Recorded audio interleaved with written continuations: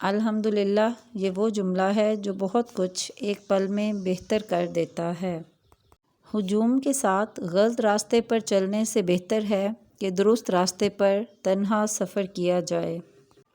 دوسروں کو گرانے کے چکر میں لوگ آخرکار خود ہی گر جاتے ہیں، لیکن سبق پھر بھی حاصل نہیں کرتے۔ اگر میری زندگی میں دکھ نہ ہوتے تو میں اپنے رب کے ساتھ دعا کا رشتہ کیسے نبھاتا؟ کچھ لوگ آپ کو تسلی دینے آپ کے پاس نہیں آتے، بلکہ تسلی کرنے آتے ہیں کہ کیا آپ واقعی تکلیف میں ہو؟ وہ جو تلخ باتوں پہ کہے لگاتا ہے، سارے آنسو ہی رو چکا ہوگا۔ لوگ حقیقی اذیتیں دے کر مصنوعی معافیاں مانگ لیتے ہیں۔ کتنی ہمت ہوتی ہے سننے والوں میں، کتنا اختیار ہوتا ہے بولنے والوں کا، اور کتنی بے بسی ہوتی ہے سہنے والوں کی۔ انسان جب اندر سے ٹوٹ جائے تو کسی بھی ماحول سے خوش نہیں ہوتا، چاہے آس پاس بہت محبت اور احساس کرنے والے لوگ ہی کیوں نہ ہوں۔ ہم ایسے منافق لوگ ہیں، کسی کی تکلیف کو اس کے گناہوں کی سزا سمجھتے ہیں اور اپنی تکلیف کو آزمائش۔ اپنی سوچوں کو پانی کے قطروں سے زیادہ شفاف رکھو، کیونکہ جس طرح قطروں سے دریا بنتا ہے، اسی طرح سوچوں سے ایمان بنتا ہے۔ انسان کو خدا نے بہترین سانچے میں ڈھال کر پیدا کیا ہے، جنتی اور جہنمی وہ بعد میں بنتا ہے۔ جو آسانی سے مل جائے وہ ہمیشہ نہیں رہتا، اور جو ہمیشہ کے لیے مل جائے وہ آسانی سے نہیں ملتا۔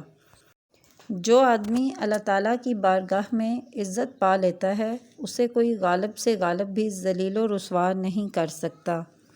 انسان حاصل کی تمنا میں لا حاصل کے پیچھے دوڑتا ہے، اس بچے کی طرح جو تتلیاں پکڑنے کے مشغلے میں گھر سے بہت دور نکل جاتا ہے۔ نہ تتلیاں ملتی ہیں، نہ واپسی کا راستہ۔ مشکل وقت میں ہمیشہ دعا مانگا کرو، کیونکہ جہاں انسان کا حوصلہ ختم ہو جاتا ہے، وہاں سے اللہ پاک کی رحمت شروع ہوتی ہے۔ اگر آپ نے کبھی دکھی انسان کو خوش کیا ہے تو یقین رکھیں تقدیر ضرور آپ کا پیچھا کرے گی۔ جیسے ہی اسے موقع ملا وہ آپ کو اس کا بدلہ ضرور لوٹائے گی۔ زندگی گزارنا نہیں جینا سیکھیں۔ ہر انسان کی زندگی میں دکھ پریشانیاں آتی ہیں، ان کا اشتہار لگانے سے ہمدردی تو مل جاتی ہے، مگر سکون نہیں ملتا۔ تم جو گالی غصے میں یا مذاق میں دیتے ہو، وہ تمہاری قبر کے لیے ایک بچھو بن جاتا ہے۔ لفظوں کا استعمال حفاظت سے کرنا چاہیے، یہ ہماری پرورش کا بہترین ثبوت ہوتے ہیں۔ بے زبانوں سے ہمدردی کرنا نہ بھولو، یہ بغیر لفظوں کے دعائیں دیتے ہیں۔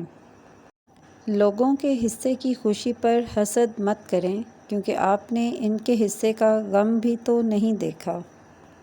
ایک انسان کو ہر اس چیز کے لیے تیار رہنا چاہیے جو اس کے اختیار میں نہ ہو۔